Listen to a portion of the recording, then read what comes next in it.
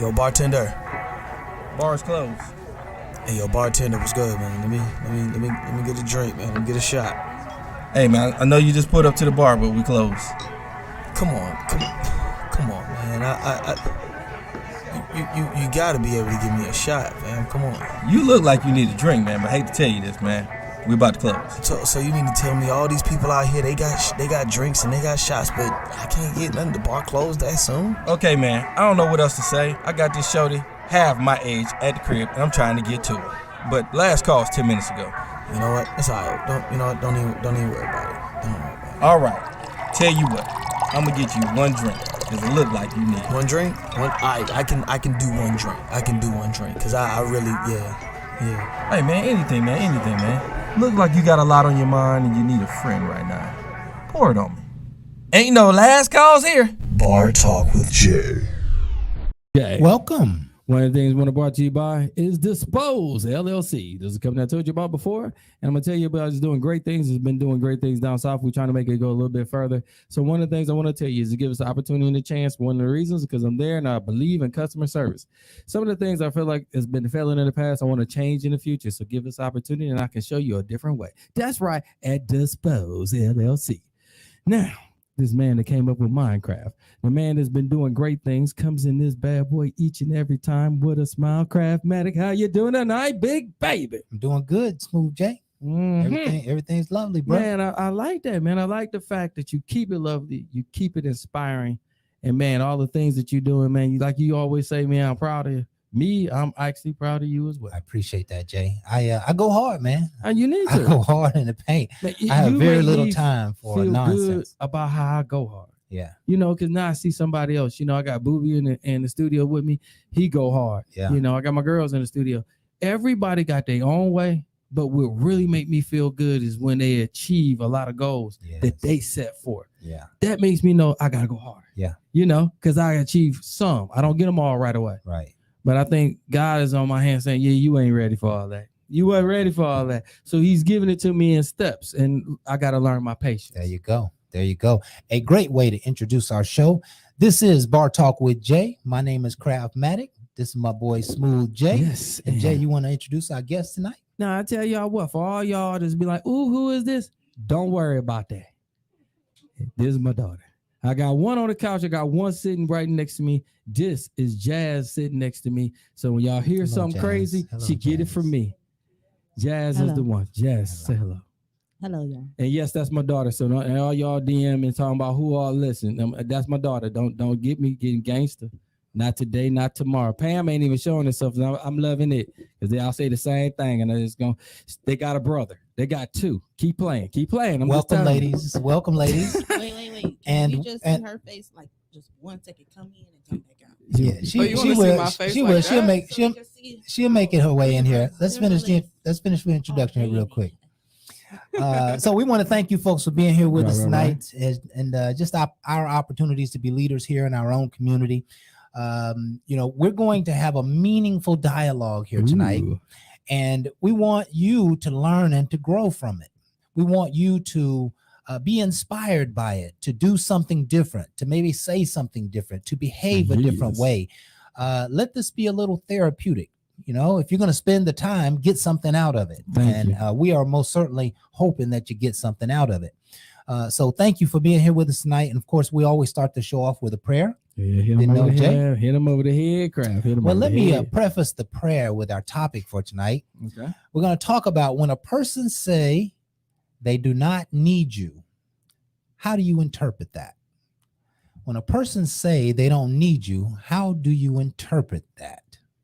And so we just ask the Lord, Heavenly Father, we just thank you for all that you are in our lives, your power and your strength and your courage and love. We just thank you for being who you are in our lives. We ask, Heavenly Father, that you would inspire us tonight with wisdom and intelligence and right understanding and a knowledge that gives us the whole truth and nothing but the truth. We're expecting, Lord, that you would change us in some way tonight. Let us be inspired to actually change and to be a different person by the end of this show. Let us make concrete decisions. Let our mind be filled with decisiveness about the direction that we're going to take as a result of this marvelous conversation. We thank you, Lord, for the studio, all the guests, and this wonderful dialogue we're about to have. We ask that you would bless it in Jesus' name. Amen. Ooh-wee. Amen. All right. Ooh, that's good. That's good. Well, I love to pray, Jay. Man, I see that. You know how I know you love it? Oh, yeah. How it comes out.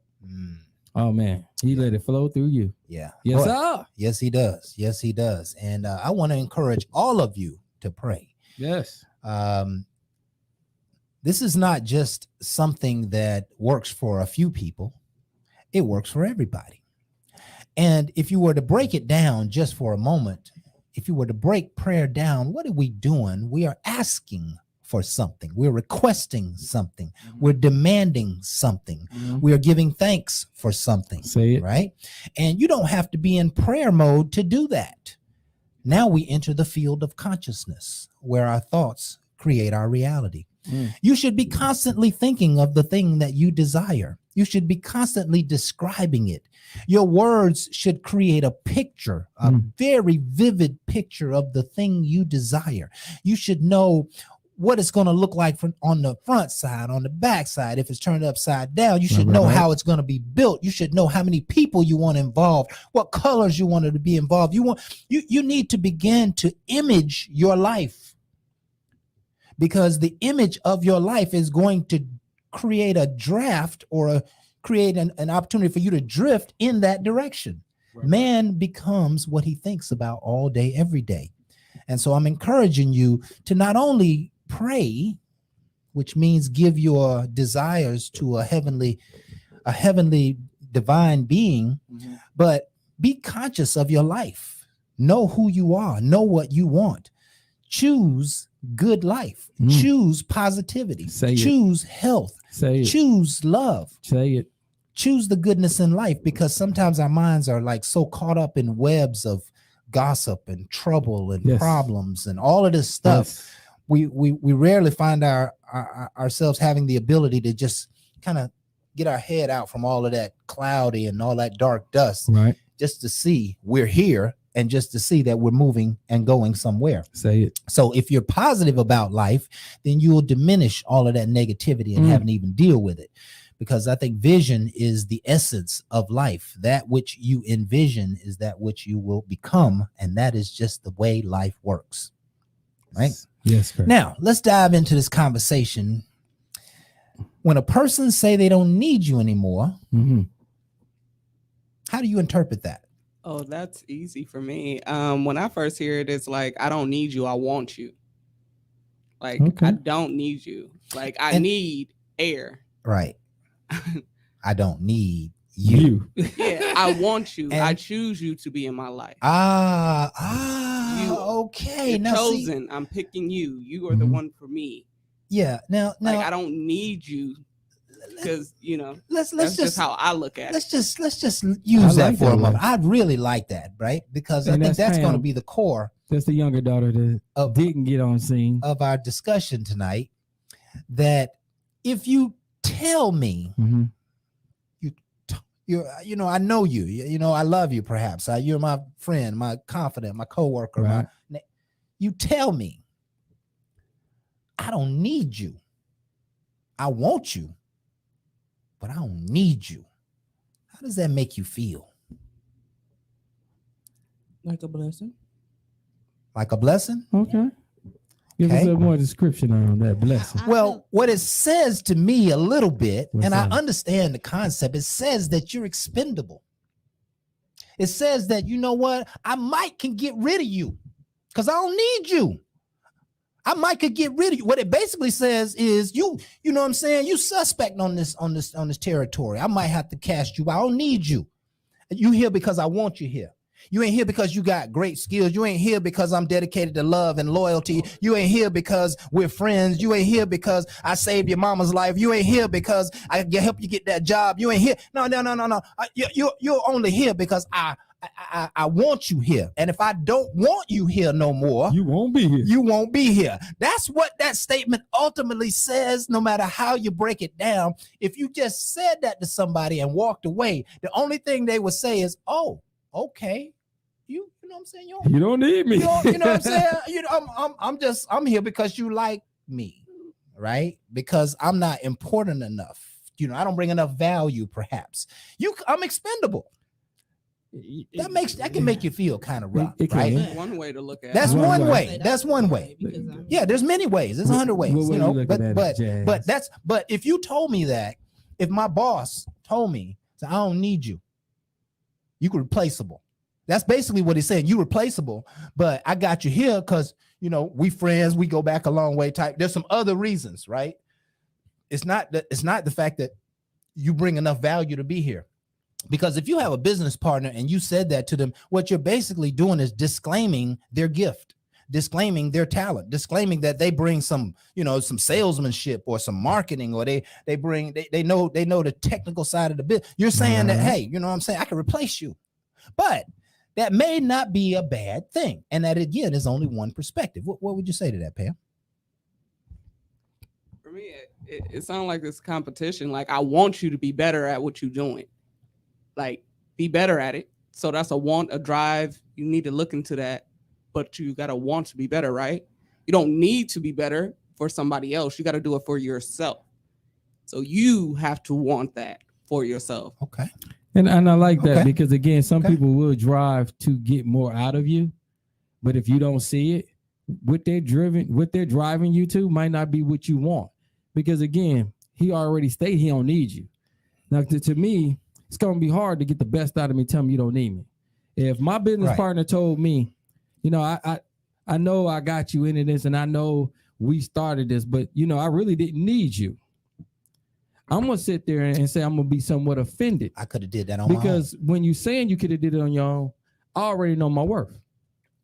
I don't give a damn what you feel you need. Right. I know what I bring.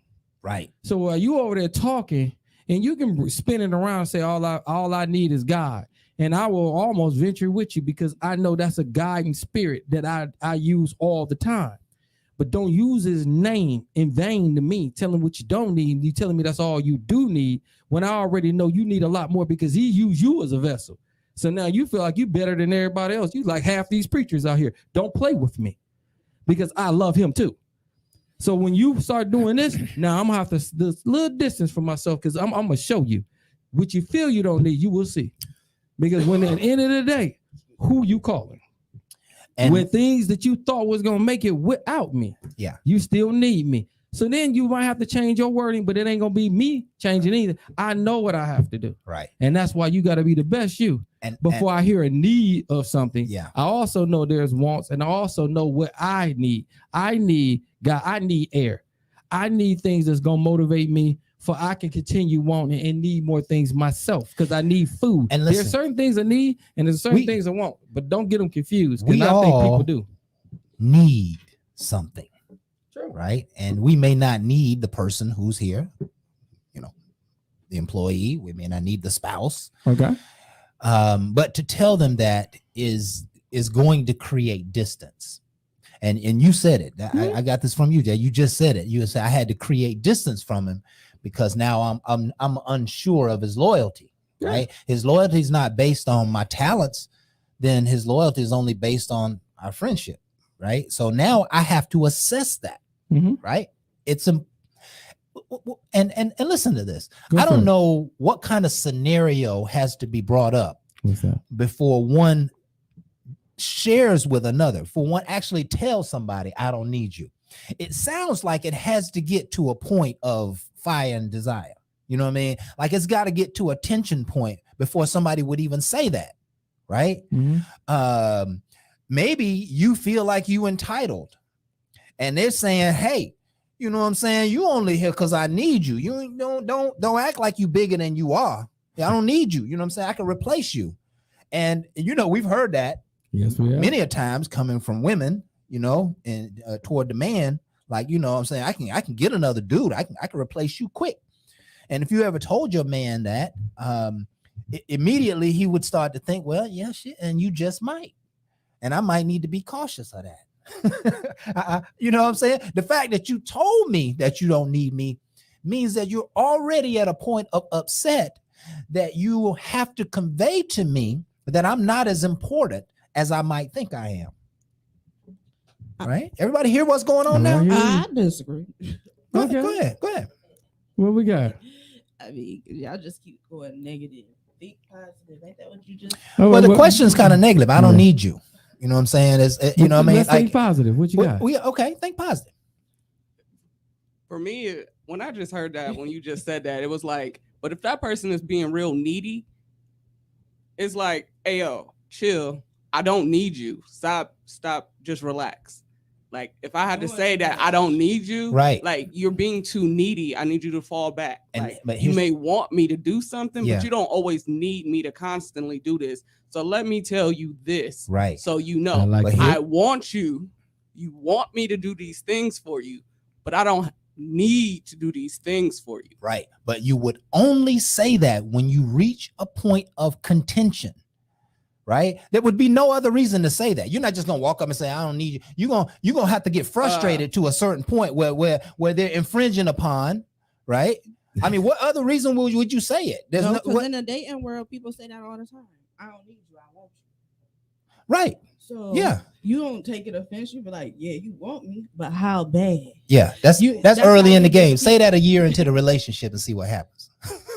Because now y'all reevaluate. Yeah, be real about it. Say it a year and reevaluation. Yeah, you gotta do that too sometimes because people get too comfortable. There you go. Shake you about that comfortability. Okay. So now I'm using the language to mash on you. I'm like if you're going to say that to somebody, think about it. If you're going to say that to somebody, you really kind of checking them a little bit. Right? You really kind of you just suggested it that, hey, you know what I'm saying? You getting a little too comfortable. I got to let you know that, hey, you gonna keep your game tight or you're not gonna keep your game tight. And in some instances, right? Women who single and independent, we ain't used to all that helping and all that. So you putting a little bit too much on me. Slow your roll. Right. Slow your roll. My point exactly. You're not going to ever say that until you're not going to ever say that. In both of your scenarios, you got to a point of contention where you're like, okay, I need to say something to this person. Right. Mm-hmm. That's PTSD, but slow this bus down. Exactly. Because you infringing upon my space. Right. Is that why you would say it? Like you slow down, it means that you're going too fast, you're asking for too much too early, you're trying to get too much out the game. You gotta, is that what you're saying? Not necessarily, because I don't know what direction you're trying to take things in. So I'm trying to see what you're trying to see. Okay. But you ain't letting me see. You just telling me to follow you, and I'm not a follower. I'm a leader. Okay. He moving too fast. Yeah, you gotta let me get up there with you. Let me see. And that's fair. How I look at it. Okay. That's fair. Okay. Because again, all people can't lead. And one thing is my girls know, I ain't have to teach them. They just got it. And when I say they got it, I think they just got it from God himself. Because you can tell them, but they're going to say, make it make sense. Yes. You can tell them anything you want. They ain't going to call their daddy. They're going to look at you and tell you, make it make sense. Because what you just said didn't make no sense. They ain't fact checking nothing more than they have to. Because they got enough common sense to know you don't got none. And you can't leave with no common sense. So you can't just come in there and this thing you're going to dictate them and they going to do this because this is what women do. Hell, they got men thoughts and women thoughts because they know what they daddy think. So they know, hey, if my daddy wouldn't even do that. That makes no sense. And then you want me to do this and it make no sense for me to do that. So what I normally get the conversation later is I let them go, daddy. Why? Because he made no sense. I don't have to argue with nothing. I'll be like, I'm gonna sit back. Yeah. And if they choose something different, they already think it out. So they don't sit there with a need. Most of theirs is really a want to be happy, a want to be complete, but a need of life. And you won't bring it, they would choose something different. Guess what? They don't call me. They do. That's why I love them. I just like hearing the conversation because they already inspiring, but they got a lot of stuff together that's just right. And that's what I like. A lot of people have to go to somebody for opinions, thoughts, and everything else. And theirs is, does it make sense? everything they do ain't gonna always add up to what I would choose. It's not me. It's not my life. I love the fact they got their own. I seen my daughter's truck for the first time. She told me about it when she was buying it. Never seen it till now. Think she made a beautiful buy. Sexy truck. Almost forgot that's the truck she was talking about. Right. Because she never sent me a picture. It's not my approval they need. They just need me to know I got them. They improve my vision by their thoughts. Yeah. And their things that they got. She got that. I was like, oh, that's something I would buy. That's sexy. I ain't never pointed it out. Never told her that'd be a truck that I would buy. Baby girl, same thing. She bought a truck and she got stuff in it to help you lane assist and stuff. My retarded self, I need all that. My truck should have had that lane assist, self-drive. You're getting too close, back up. Because, I get tired. It's amazing how technology is getting. But when it comes to this, I don't need you. I want all that in my truck. That's a want. When I bought it, I thought I had everything that I needed. So again, I was wrong. Because a lot of times you're using words and they don't always fit. And that's why I say watch them, because sometimes we use them loosely. Especially when you're talking to another person and you're telling them, I don't need you. It can be looked at as negative, and it can be a mash on to increase. But the bottom line, it could be something that make a person want to just leave your ass, because I'm that person that after doing so much for you and then hearing I ain't never needed you no way, it's kind of hard for me to look at you the same too, because I don't just cut you off. Your words can cut me off. Because my whole thing is, if I done a lot for you, then you feel like I ain't never needed you anyway. I could have did all this on my own. I'm not show me stay, bro. I tell you what, I step back and I ain't got to do a damn thing. Right. And then when life got you and you come for me, I'll still be there for you. But your words will still linger with me. And that's one of the major points I wanted to say here is that when you say that to somebody, and I was thinking about it before the show, like the times that you would say that to somebody, you really are trying to set a precedent. Correct. You are attempting to make a statement that only this moment can produce that fruit, that you need. Like, hey, I really got to check you. I really got to let you know what's going on. Right. Now, how does it feel when someone says they need you?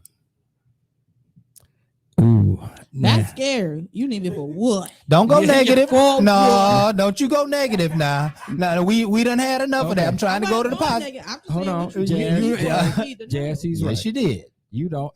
Daddy got you. I'm with her. Listen, when I hear I need you, that normally means you need something I have, which is my money. Now, and I'm being honest, because when I hear that, that's what hits me. That's good. Because I hit it. You'll never get, I really need you.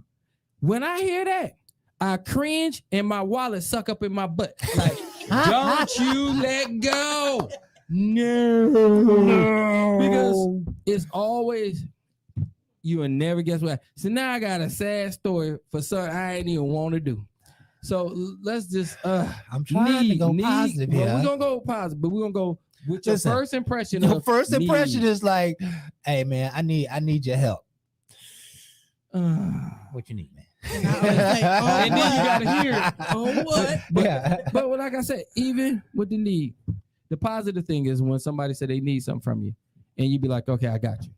The most positive thing when they say, this is how I'm gonna give it back, and they give it back how they gonna give it, because you be like, you know something, I got you, and that's what makes it good. When somebody come to you, makes you feel good, because the fact that they never go to nobody, never, and then just for them to come to you makes you know that they see you differently, because they could have gone anywhere else. They came to you. So I ain't gonna lie. Sometimes they do make me feel good, because certain people I want.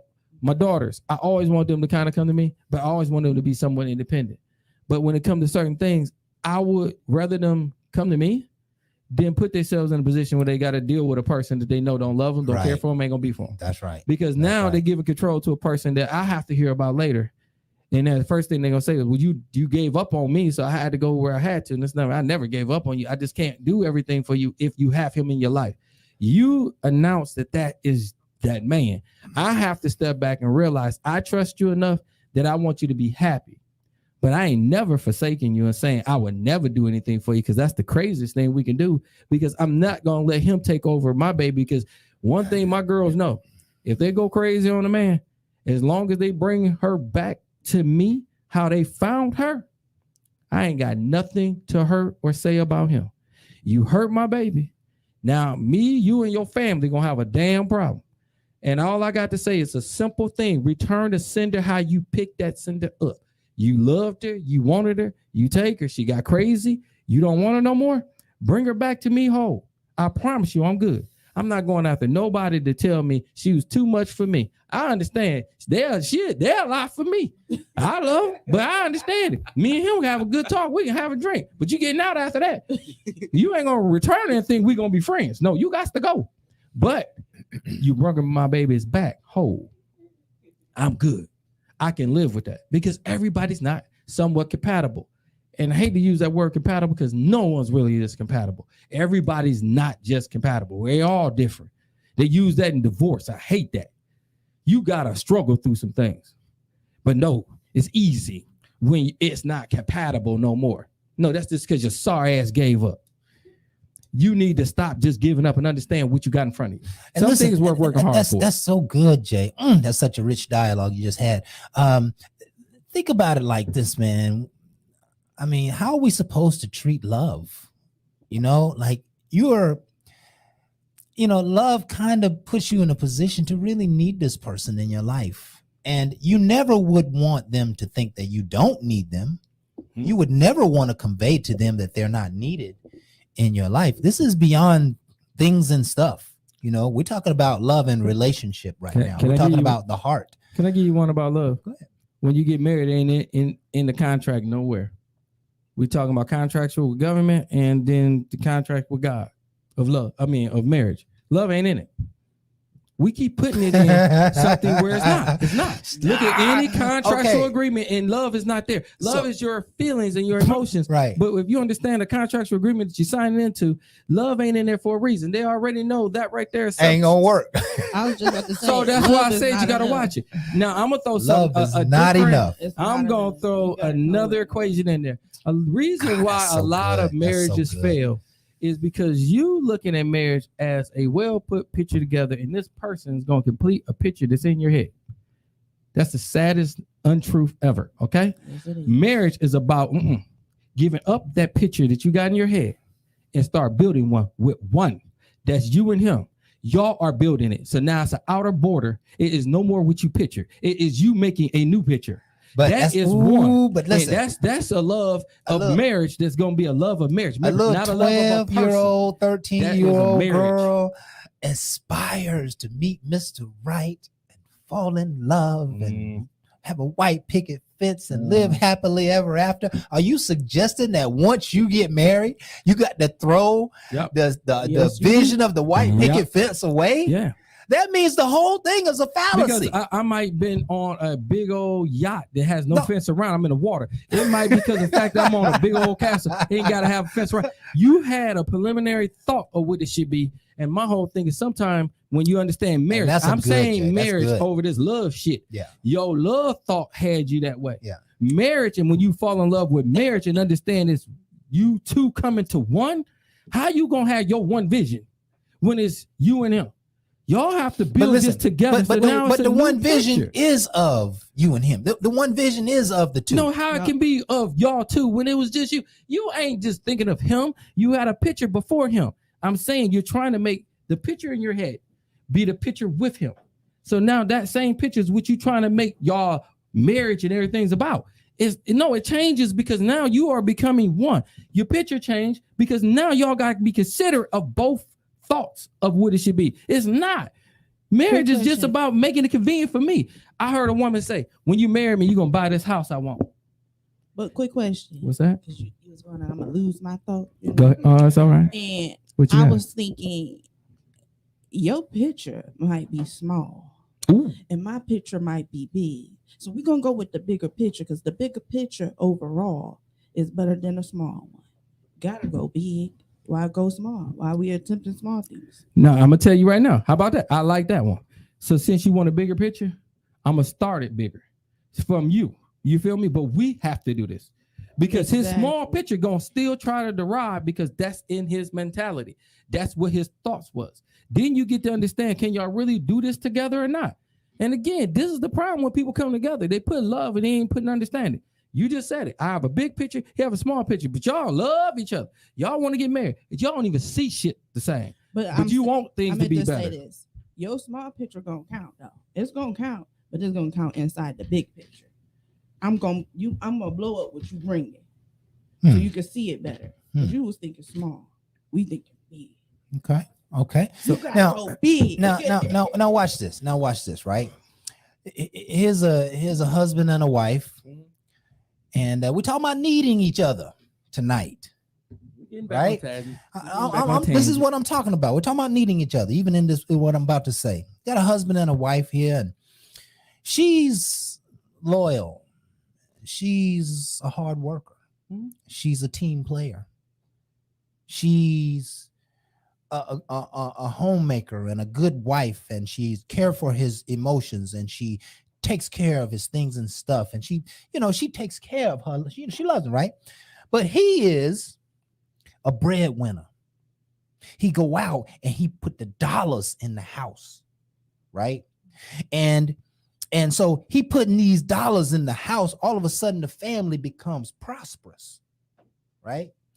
At any point in that equation, his ego could strike him and say, I don't need her to do this. I could go and make this money and have this lifestyle all by myself. But in the equation somewhere, he's got to realize that his backbone is strong because of her. He's got to realize that she is a part of the fabric of the strength of his bridges. Right. And if he doesn't realize that in a short period of time, he's going to lose her spirit, because he's probably not going to treat her right. He's not going to treat her like an equal. He's not going to treat her.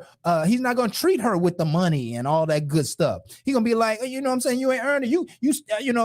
I know you only make, $40,000 a year, but I want you to pay half the bills. You still going to pay half the bills with your 40 grand. And I make 300,000 a year. And so we're going to split the bills. And so automatically right there, in that behavior, he's suggesting that, hey, I really don't need you. You know what I'm saying? I can cut you off at any moment. I think that's a mistake. I think that's a mistake. I think that he has to in some way make her feel needed, regardless of what he thinks, because she really is a part of the fabric. He just might not be able to see how her truth is impacted. He was looking at the small picture. Yeah. Why wouldn't she have to pay her way? Because at the end of the day, if she leave the way everything is set up, she gets everything anyway. So why wouldn't she have to pay her way? Ain't nothing free. Ain't no free ride in life. But she would have to pay her way. But watch this over time, and I'm watching this happen in a young family, that he's on his third new car, and she's still driving the same old car. And she working just as hard as he working, but his work produces a little more fruit. And so now he not gonna keep his wife in a brand new whip. You know what I'm saying? A brand new 3-year lease. You know what I'm saying? Why wouldn't he do that? I understand that she needs to be paying her way, but there's a part of the relationship where, you know what I'm saying, all my fruits are yours, baby. That's how the old school used to think about it. I was about to say, wait. The new school don't think about it like that. Ain't she paying her way if she was supporting all that stuff? How did she? Well, listen. If I make respect, I'm waking up, making sure you get to work, you feel good, you waking up with a smile. That's me paying right there, because you wasn't doing that by yourself. You couldn't do much. He don't value that. See, but he don't value that. He don't value that. And there's a lot of men who don't value that. Exactly. When you go to the other side, who they keep coming back to? Who you want to spend a block on? I got to come back. What you yeah. Oh, go get that from somebody else. That's good, because there's a lot of men. Spend this block. There's a lot of men who won't value a woman's caretaking of the household. And women do an extreme amount in a household. You can't have a woman in a house and she's not gonna do something. Even the lazy women do a lot of stuff. You know what I'm saying? Now yeah, see, but absolutely. If you doing stuff like that, but see, yeah. So he's saying he partaking in. Don't partake in the house. Yeah. They be like, I'm just gonna pay for the bills. You got this, but then talk about where the bread is. Yeah, I have to tell you, sadly, my girls I know hold it down, and I know they keep things clean better than the boys. But I would tell you, I've met some girls that don't. They do not. I have too, Jay. They barely can cook. I have too, Jay. They complain more than anything. They want more than what they can do. If they cook water, it'll be burnt. And I ain't even know how you burn water. But they'll find a way to burn it because it'll evaporate and burn the pot. I'm telling you, everybody don't have skills. That's not as okay. Everybody ain't got skills. We know that. We know that. But is she trying? Huh? They only supposed to be model.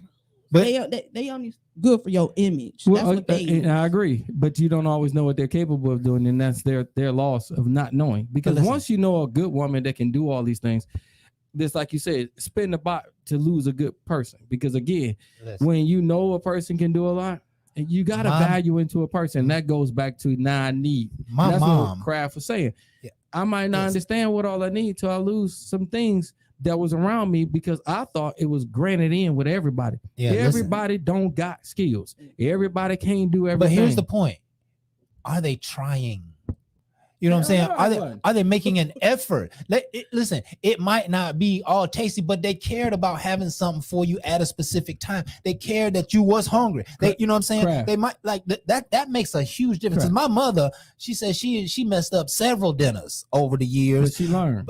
But she kept learning. Right. So it's okay to mess up, but she was trying. She kept trying. And that's what, and my dad loved her effort. And my dad would make her feel like a superstar when she messed up a meal. Because she tried, correct? Right, because she tried. That's my point. If your mama got up and mopped the house with a dry mop because she didn't know to put water in the bucket, your daddy gonna get tired after a while. Well, now that's an intelligence issue. Hey,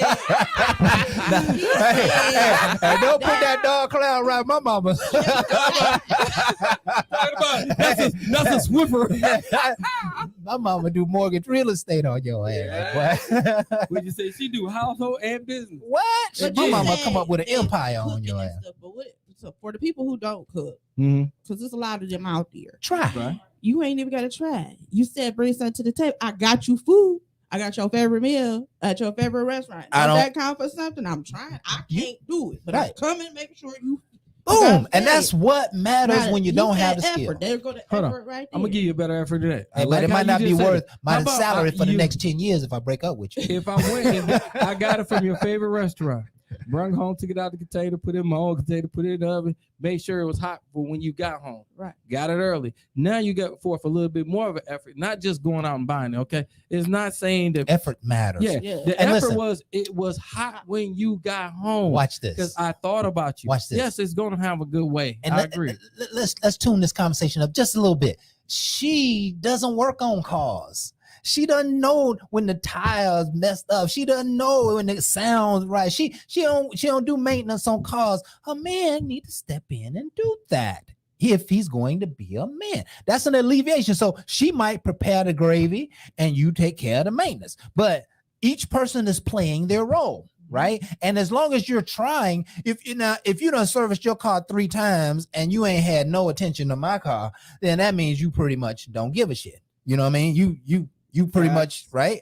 And so you're going to do your thing and you're not going to help me. That tells me who you are, right? Mm-hmm. So now I have to, in this particular case, I'm just kind of brainstorming here. In this particular case, she has to say, I don't need you. I get my boy down the street, look at my car. I get my brother to take care of it. You know what I'm saying? No. Don't worry about it. Don't worry about washing my car. Don't worry about my brother. My brother gonna take care of that. You know what I'm saying? And so it can work both ways. It can. You know what I'm saying? It really can. So telling somebody that you don't need them can get some of your privileges taken away if you saying it at the wrong time, and particularly if you're saying it to the wrong person. Like I'm the kind of person I don't have any love for somebody who uses those words to me, right? Because what you're basically doing is you're trying to shut me down or push me to the side or stifle me or some way. Like, I don't need you. Why would I ever tell somebody that? That's kind of a derogatory, smart ass comment. You know what I'm saying? Like, I don't need you. You know, you really throwing your ass up to them like, get away from me. in the bottom line, if you say that to any person who has a mind, that's how they're going to take it. You know what I'm saying? Like, okay, you're my customer. You're my customer in the store. Hey, listen, I don't need you. I got plenty of customers. You can hit the road, Jack. Oh, okay, cool. I'm gonna hit the road, Jack. Right? If anybody would say that to you, that's how you're going to respond, because it's an offensive type of statement, no matter how you look at it. But it will wake up Like she said, it's the content and when you saying it. Yeah, and even and I can't imagine you saying, "Oh, you know what? I just really don't need you anymore." It usually gonna come out with some temperament. I mean, to tell you, when you sit there and hit that divorce paper on the table, you said, "I don't need you no more." That's exactly what you said without saying. That's exactly what you said. So some people's actions actually say, "And listen, I don't need you." If somebody hits you with divorce papers and they are telling you in all 1,000 different ways that they don't need you anymore, what do you do? How do you handle that? Don't ask me. I'm on air in my boosty voice. What would you do? She out.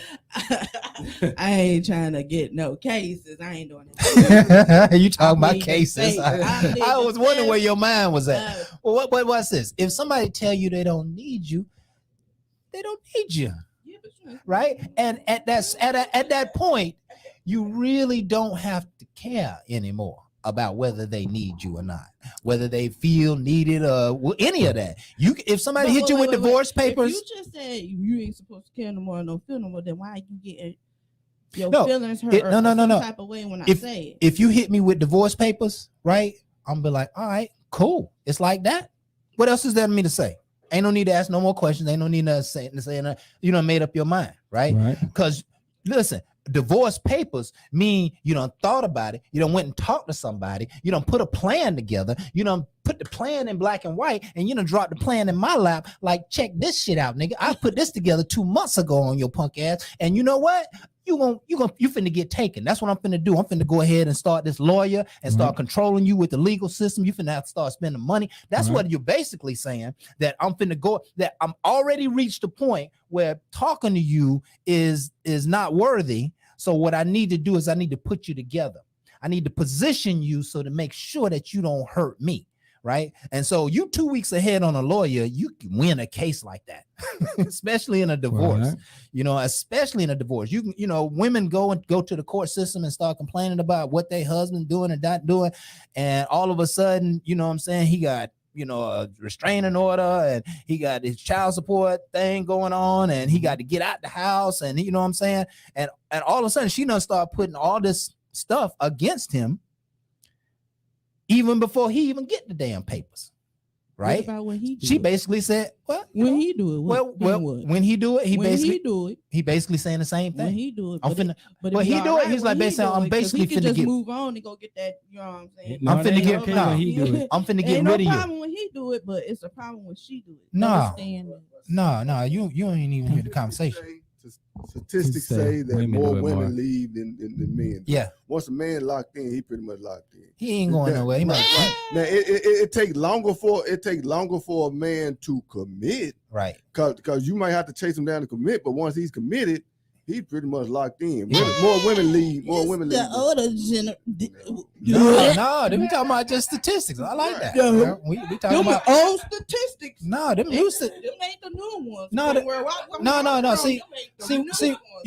Listen. One thing that you're never going to be able to change is the state of mind of man. Like that's the kind of people we are. When we commit, we in the game. Now there's men who have flaws, and listen, 60% of all married people cheat. So women and men. So that ain't no, we done studied that statistic many times around here. So the thing is he gonna cheat, but he coming home. Now she gonna cheat, and she might think about putting your ass together, and getting that check. That's right. She gonna leave with the other man. He not gonna leave with the other woman. He gonna come home. I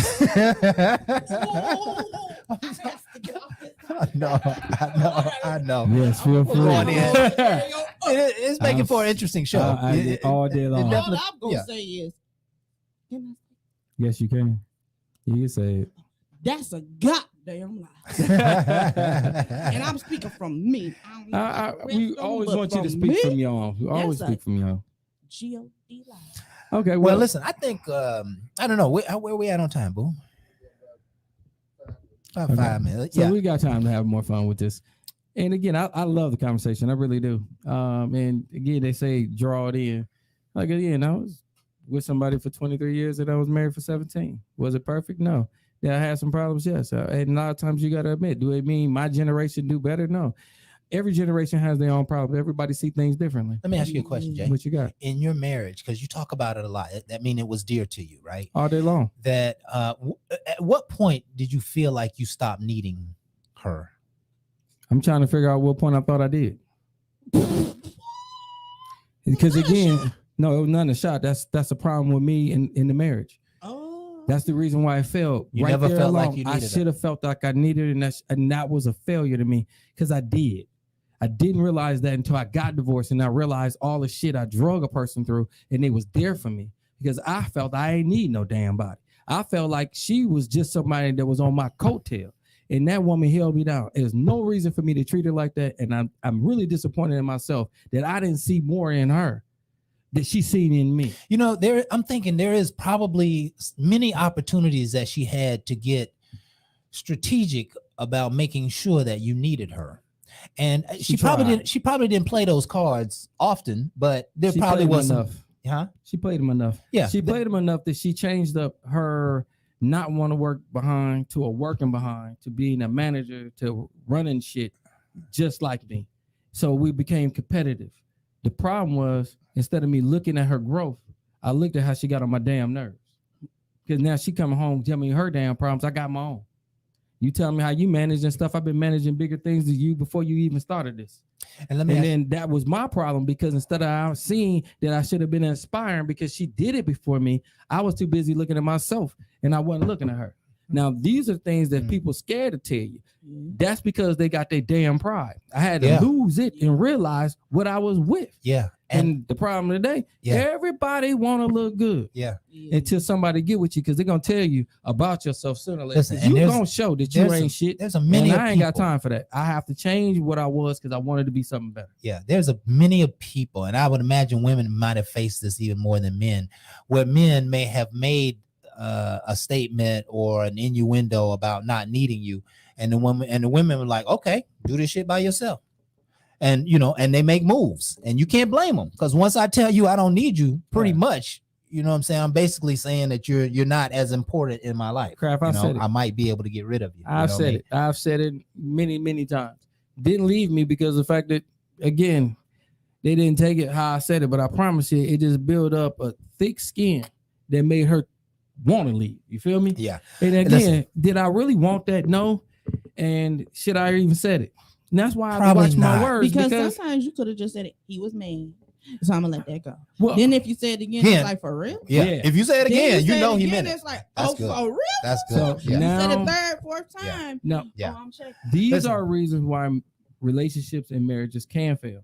We're constantly throwing words that you don't even look at because you feel like I didn't mean it like that. You can go back and forth, but when you hurt a person's pride and you bring a person all the way down, don't expect them to climb back off of your words. They're going to climb back off of something else. They can get a Bible, they can get a mentor, but they're going to find a way to be stronger. Then they're going to show you. They're going to be stronger without you and without your encouraging words. And because you told them to leave and they leave, if you come down on me, and especially come down on me with no sense of love or sensitivity, I only have another route to go to build myself back up. I can't build myself back up with you. I have to say, you know what? I'm going to be strong in spite of you. Right. One of the most valuable words that I heard this entire show was Jazz said it. Love is not enough. My daddy taught me that. Love ain't enough and in a lot of situations. We've all had this fairy tale thing about love in our minds for many years. And it's not that love is not good, but you got to bring some effort and some money. And you got to bring some resources. You got to bring some cleanliness, and you got to bring some responsibility, and you got to bring some care about other people's needs, and you got to bring some I'm okay doing without this time, and I'll let you have your way. And you got to do with some sacrifice. Love is not going to get you through a relationship if you don't have these other qualities. your relationship is going to be Why do unbalanced they and use never make love a like mark. it's the happiest thing? Well, that's because That's people a have never horrible been way really. to express happiness. 'Cause People have love never. actually pain too. When people die, you love them, and it hurt when Yeah. they gone. Yeah, but people have not really understood love, right? I think ultimately in life, in general, the average human today really don't understand love. They think love is, fairy tales and clean paths and smooth and easy goings. And we all know that the greatest love is in the one who you despise. A mother whose child has gone astray, she despises that child, but she loves him to death. And you'll never be able to overcome the love of a mother. You know what I mean?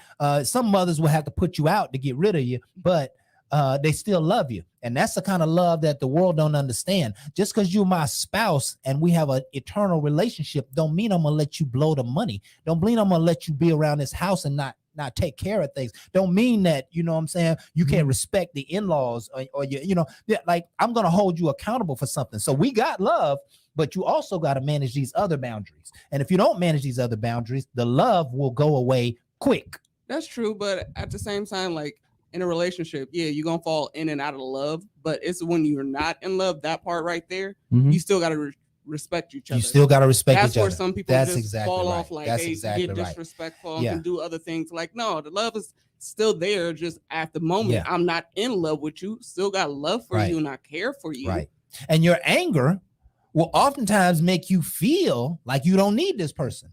But you need to take a look and sift through the realities of things and see who's been taking care of who for the last several months or several years. And then you'll get a real tap on the forehead about what's real and what's not real. Because I believe that, I just believe that if a woman's in your life, she's oftentimes adding a significant amount of value, and men sometimes can't see it. Shame on us. But there's oftentimes, a lot of times, women, they get tainted and they get side views and they get, false expectations of their man. And, they start to think that this thing is, he's not a good man anymore. He's not a strong man anymore. He's not this and that. And so you start not to need him anymore when all along he was holding it down. You know what I'm saying? I got one more question. What's the other question? And then we're going to close. I mean, since we talking about people pulling up charts like my chart about STDs and stuff, y'all need to get them mental checks. God, I need to know the history of your family, Gary. Like if y'all bipolar, got anxiety, I need to know those type of things because I need to know the battle I might have to face to help you get up out of that.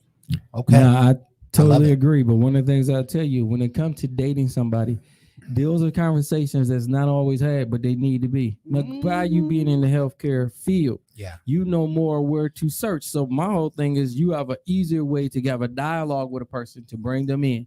I would always say have more of that because it's that lovey-dovey feeling of, ooh, let's go out and have fun. I need to know the rest. If you a dime piece, you're gonna have to figure out that I'm crazy. I'm not gonna tell you. Well, you're gonna have to come to your own. You're gonna have to stop needing me in some So way. you ain't gonna come with your warning label. That's right. You said figure it out. We're gonna put it out there. You ain't gonna put yours out there. Hey, I'm crazy. And you're only gonna see it if you provoke me. If you don't provoke me, you ain't gonna ever see it. Yeah, but I'm gonna need to see it. But I need to see it provoked over there. You know what I'm saying? Yeah. Not provoked over, because when you provoke it over here, we change. Over there. We change the timeline. Listen, this has been Bar Talk with Jay. Yes. My name is Craftmatic. Man, this is my boy Smooth Jay. We got this. Jazz, Pam in the house, and of course we got Booby and Rock in the background. But we want to thank you folks for being here with us tonight. Yes, again, this is just our opportunities to be leaders in the community, say some positive things, and deal with some deep issues. Get underneath the surface of things. So we hope you've grown. We hope you have gotten some benefit from this show. Never forget, folks, that we love you, that we appreciate you, and with that, we are out. Ain't no last calls here. Bar Talk with Jay.